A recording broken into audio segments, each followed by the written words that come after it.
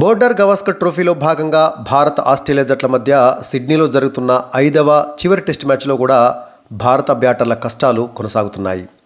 Captain మారినా, ప్లేయర్లు మారినా, గ్రౌండ్ మారినా, టాస్ మనమే గెలిచినా మన బ్యాటర్ల తలరాత మాత్రం మారడం లేదు. ఫలితంగా తొలి ఇన్నింగ్స్లో ఇండియా మరోసారి 200 పరుగుల లోపే ఆలౌట్ అయింది. కెప్టెన్ రోహిత్ శర్మ ఈ మ్యాచ్ నుండి తనే తప్పుకున్నాడో లేక తప్పించారో తెలియదు, కానీ ఈ మ్యాచ్లో రోహిత్ శర్మ మాత్రం లేడు. వైస్ కెప్టెన్ బుమ్రా కెప్టెన్గా వ్యవహరించినటువంటి ఈ టెస్ట్ మ్యాచ్లో ఇండియా టాస్ గెలిచి బ్యాటింగ్ ఎంచుకుంది. రోహిత్ శర్మ తనే స్వయంగా మ్యాచ్ నుంచి తప్పుకుని విశ్రాంతి తీసుకున్నాడని బుమ్రా టాస్ టైంలో చెప్పాడు. రోహిత్ ప్లేస్లో శుభ్మన్ గిల్ తుది జట్టులోకి రాగా, గాయపడ్డ ఆకాశ్దీప్ స్థానంలో టాల్ బౌలర్ ప్రసిద్ధ్ కృష్ణ తుది జట్టులోకి స్థానం సంపాదించుకున్నాడు. ఇక భారత జట్టులో ఈ 2 మార్పులే జరిగినాయి. అంటే రోహిత్ శర్మ ప్లేస్లో శుభ్మన్ గిల్, అదేవిధంగా ఆకాశ్దీప్ ప్లేస్లో ప్రసిద్ధ్ కృష్ణ జట్టులోకి వచ్చారు. ఇక ఆస్ట్రేలియా టీంలో ఫామ్లో లేనటువంటి మిచెల్ మార్ష్ స్థానంలో బ్యూ విబ్స్టర్ తుది జట్టులో స్థానం సంపాదించుకున్నాడు. టాస్ గెలిచి బ్యాటింగ్ ఎంచుకున్నటువంటి టీమిండియాకు ఆదిలోనే షాక్ తగిలింది. 17 పరుగులకే ఓపెనర్లు ఇద్దరిని కోల్పోయింది టీమిండియా. రోహిత్ శర్మ టీం నుంచి తప్పుకోవడంతో మళ్ళీ కేఎల్ రాహుల్ ఓపెనర్గా వచ్చాడు. దీంతో యశస్వి జైస్వాల్, కేఎల్ రాహుల్ ఇద్దరు భారత ఇన్నింగ్స్ను ప్రారంభించారు. 5 ఓవర్ల పాటు వీరిద్దరూ ఎక్కువ పరుగులు చేయకపోయినప్పటికీ వికెట్ ఇవ్వకుండా అడ్డుకోగలిగారు. అయితే మిచెల్ స్టార్క్ వేసినటువంటి 5వ ఓవర్ చివరి బంతికి బాల్ను ఫ్లిక్ చేయబోయినటువంటి కేఎల్ రాహుల్ స్క్వేర్ లెగ్లో ఉన్నటువంటి కోన్స్టాస్కు దొరికిపోయాడు. ఆ తర్వాత బౌలింగ్లో యశస్వి థర్డ్ స్లిప్లో వెబ్స్టర్కు క్యాచ్ ఇచ్చి అవుట్ అయ్యాడు. అరంగేట్రం ఆల్రౌండరు వెబ్స్టర్కు ఇదే తొలి క్యాచ్. ఆ మరుసటి బంతికే విరాట్ కోహ్లీ కూడా డకౌట్ అయ్యేవాడే, అయితే ఆ ప్రమాదం నుంచి బయటపడ్డాడు. బౌలింగ్ వేసినటువంటి బాల్ను ఆడినటువంటి విరాట్ కోహ్లీ విరాట్ కోహ్లీ బ్యాట్ను తగిలి స్లిప్లో ఫీల్డింగ్ చేసినటువంటి స్టీవ్ స్మిత్ చేతులకు వెళ్ళింది. అయితే స్టీవ్ స్మిత్ ఆ బాల్ను అందుకునేటటువంటి క్రమంలో చేయి కింద పెట్టాడు. బాలు చేతికి నేలకు తాకినట్లుగా అస్పష్టంగా కనిపించింది.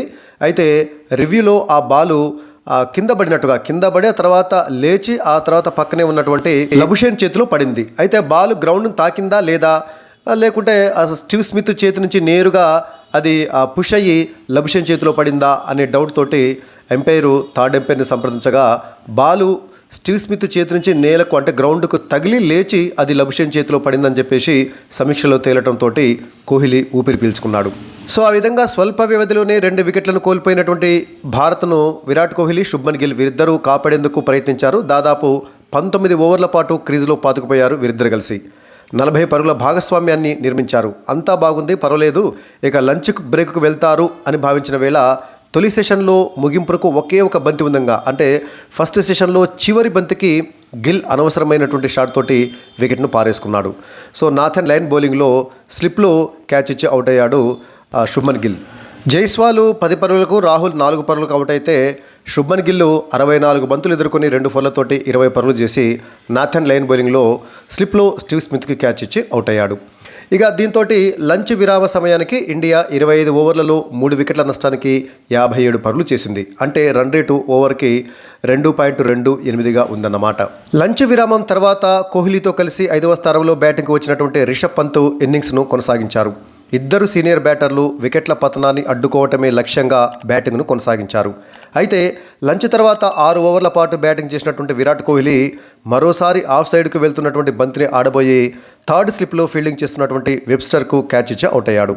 69 బాల్స్ ఆడిన కోహ్లీ ఒక్క బౌండరీ కూడా కొట్టకపోవడం విశేషం. అంటే ఎంతో ఓపిక్గా బ్యాటింగ్ చేసినప్పటికీ చివరికి మళ్ళీ అదే బలహీనత, అంటే ఆఫ్ సైడ్కు వెళ్ళేటటువంటి బంతిని ఆడేటటువంటి క్రమంలో స్లిప్లో క్యాచ్ ఇచ్చి అవుట్ అయ్యాడు. కోహ్లీ 69 బంతుల్లో 17 పరుగులకే అవుట్ అయ్యాడు. అలా 57 పరుగుల వద్ద కోహ్లీ రూపంలో ఇండియా తన 4వ వికెట్ను కోల్పోయింది. ఆ తర్వాత పంత్కు 6వ స్థానంలో బ్యాటింగ్కు వచ్చినటువంటి రవీంద్ర జడేజా జత కలిచాడు.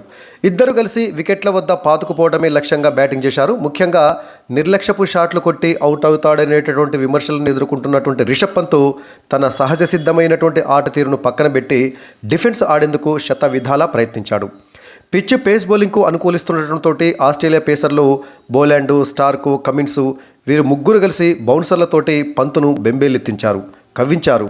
అయితే ఏమాత్రం టెంప్ట్ కానటువంటి రిషబ్ పంత్ చాలా నింపాదిగా తిరుగులేనటువంటి డిఫెన్స్ తోటి ఆటను కొనసాగించాడు. ఈ క్రమంలోనే స్టార్క్ బౌలింగ్లో దూసుకువచ్చినటువంటి ఒక బౌన్సరు పంతు భుజానికి తాగటంతో భుజం మొత్తం కమిలిపోయింది.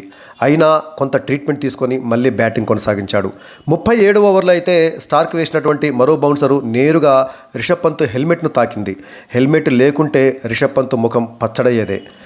కరెక్ట్గా 2 సంవత్సరాల క్రితము కారు యాక్సిడెంట్లో, అంటే ఇదే సమయంలో 2 సంవత్సరాల క్రితము న్యూ ఇయర్ సందర్భంగానే కదా, కారులో ఒక యాక్సిడెంట్లో తీవ్రమైనటువంటి గాయాలతోటి ప్రాణాపాయం నుంచి తప్పించుకున్నటువంటి రిషబ్ పంత్ ఇప్పుడు ఆస్ట్రేలియా పేస్ బౌలర్ల బంతులతోటి మళ్ళీ తన శరీరానికి దెబ్బలు తగిలించుకున్నాడు.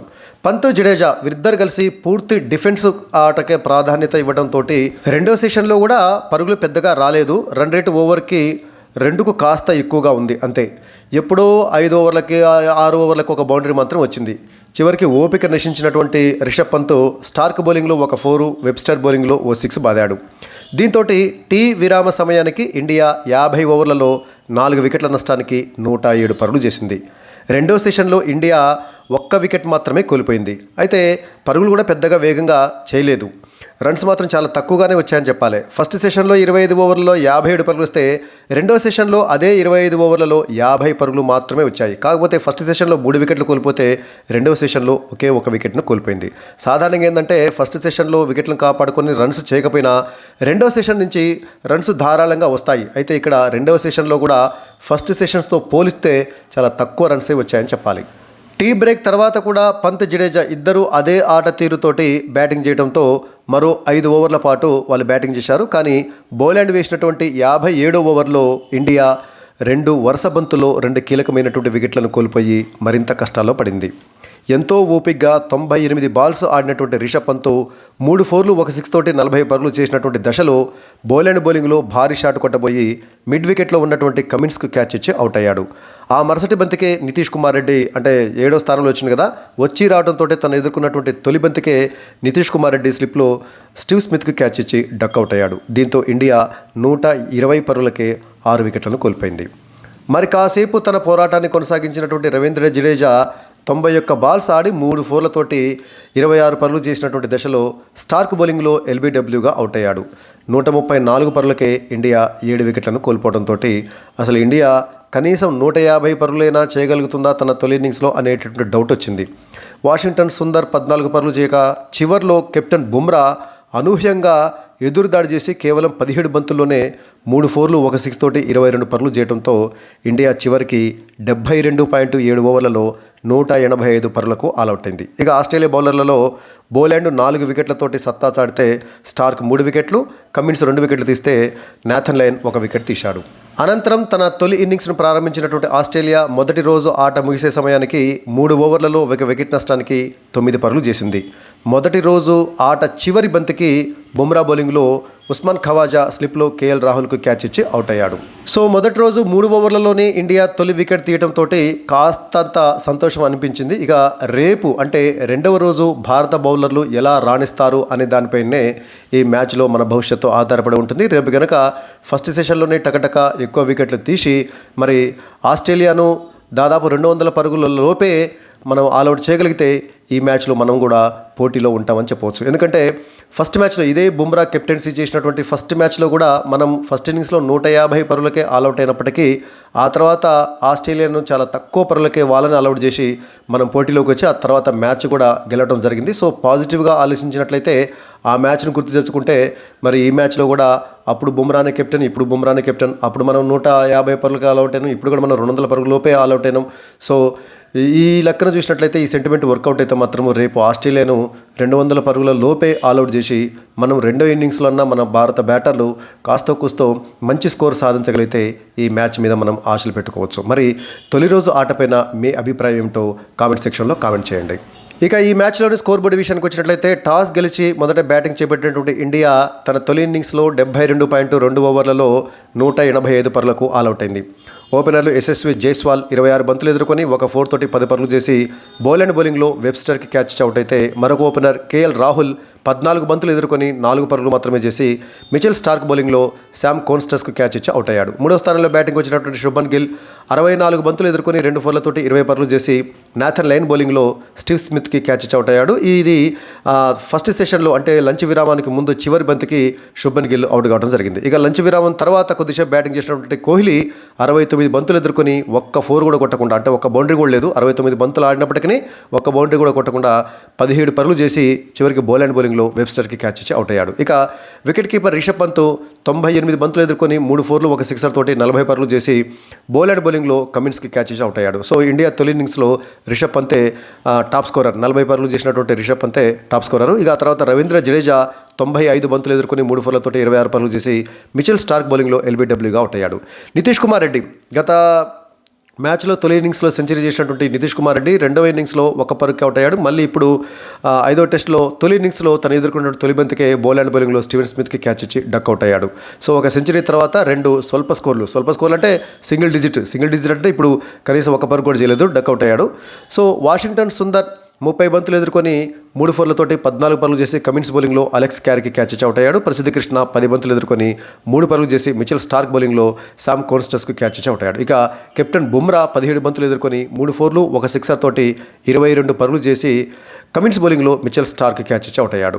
ఇక సిరాజ్ 16 బంతులు ఎదుర్కొని 3 పరుగులు చేసి నాట్అవుట్గా నిలిచాడు. సో సిరాజ్ గ్రేటే, 16 బంతులు ఎదుర్కొని నాట్అవుట్గా ఉన్నాడంటే అతడి స్థాయిలో పర్వాలేదు. బుమ్రాకి ఆ మాత్రం స్టాండ్ ఇవ్వడంతో బుమ్రా రెచ్చిపోయి 17 బంతుల్లోనే 22 పరుగులు చేయగలిగాడు. దాంతో ఇండియా 150 పరుగుల మార్కును దాటగలిగింది. సో దాంతో ఇండియా మొత్తంగా 72.2 ఓవర్లలో 185 పరుగులకు ఆల్అవుట్ అయింది. ఇక ఆస్ట్రేలియా బౌలర్ల విషయానికి వచ్చినట్లయితే బౌలాండ్ 4 వికెట్లు తీస్తే మిచెల్ స్టార్క్ 3 వికెట్లు, కమిన్స్ 2 వికెట్లు, ఆ తర్వాత నాథన్ లైన్ 1 వికెట్ తీయడం జరిగింది. ఆ తర్వాత తన తొలి ఇన్నింగ్స్ను ప్రారంభించినటువంటి ఆస్ట్రేలియా తొలి రోజు ఆట ముగిసే సమయానికి 3 ఓవర్లలో 1 వికెట్ నష్టానికి 9 పరుగులు చేసింది. శామ్ కోన్స్టాస్ 8 బంతులు ఎదుర్కొని 1 4 తోటి 7 పరుగులు చేసి నాట్అవుట్గా నిలిస్తే మరొక ఓపెనర్ ఉస్మాన్ ఖవాజా 10 బంతులు ఎదుర్కొని 2 పరుగులు చేసి బుమ్రా బౌలింగ్లో రాహుల్కి క్యాచ్ ఇచ్చి అవుట్ అయ్యాడు. సో తొలి రోజు చివరి బంతికి ఖవాజా అవుట్ కావడం జరిగింది. సో ఇది ఈరోజు ఆటలోని ముఖ్యమైనటువంటి హైలైట్స్.